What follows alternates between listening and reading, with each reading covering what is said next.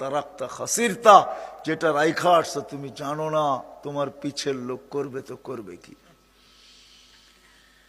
রাগ হয়ে যাবেন? বলবো, প্রতিশ্রুতি না দিলে বলবো।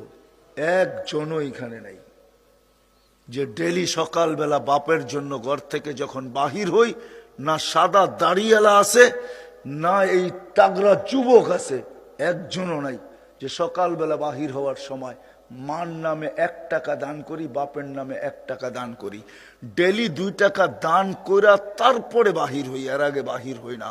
এরকম একজন হাত উঠাইতে পারবেন না? পারবেন? দিয়া গেছে কে? রাইখা গেছে কে? রাইখা গেছে। হ্যাঁ, হায় কি কষ্টই না করছে।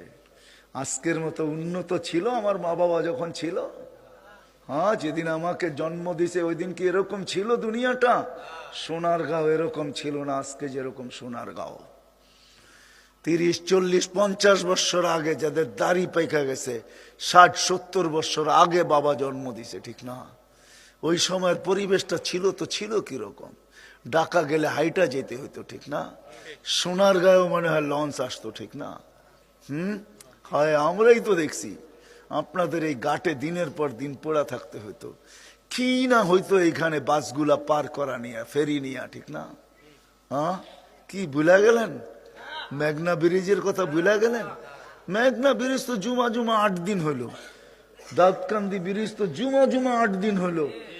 আমরা ছোটবেলা দেখছি কত ভোগান্তির শিকার হইতে হয়েছে। মা বাবা ওই কষ্ট করে আমাদেরকে রেখা গেছে, প্রপার্টি দিয়া গেছে, বাড়িঘর বানায় দিয়া গেছে, ওটার উপরে ভর করে এখন আমি হয়ে দাঁড়াইছি। রাগ হয় না, পায়ে হাত রাখি, একজনও তো হাত উঠাইতে পারলেন না যে সকালবেলা 1 টাকা 1 টাকা করে 2 টাকা কারো হাতে দিয়া, যেটা আমার মার নামে এটা আমার বাবার নামে, তারপর আমি কাজে যাই আর আল্লাহকে বলি মালিক 2 টাকা দিলাম, তুই আমার মা বাবার কাছে পৌঁছায় দিস। একজনও তো নাই। বিবাহ কাইফা তাদিনু তুদানু, আপনি যেরকম করছেন আপনার সন্তানও এরকম করবে। দিদায় মাল রেখা যাবেন, ওইটাই সত্য। কি করবে পরে? যেমন আমরা করতেছি, কেউ 1 টাকাও দেই না,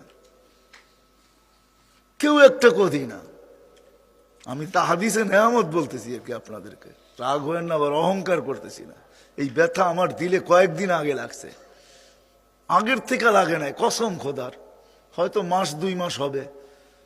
আমি একা একা ভাবতেই ভাবছি যে মা বাবার জন্য তো কিচ্ছু করতেছি না। তো এখন অভ্যাস করতে শুরু করছি যে ডেলি কিছু দিয়েই বাহির হবো, এর আগে বাহির হবো না। কমসে কম মা বাবার কাছে কিছু